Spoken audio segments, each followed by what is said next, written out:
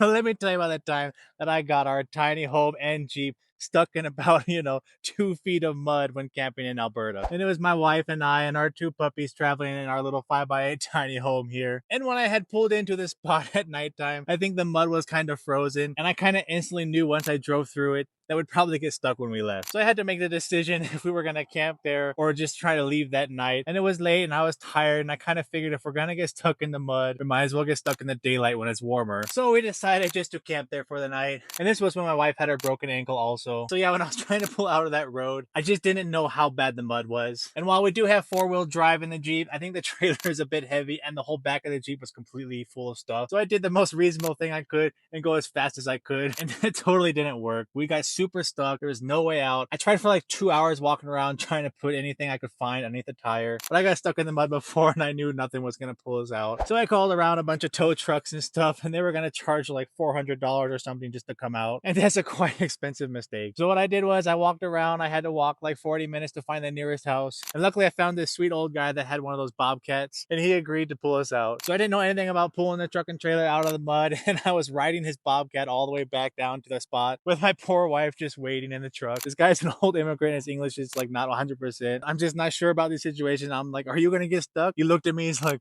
I hope not. Like, oh geez. But yeah, so he was able to pull us out. It didn't really take that long. And he was just kind of like one of those angels that just saved the day. I tried to pay him some money. Of course, he didn't accept it. And my trauma for getting stuck in the mud grew a lot more that day.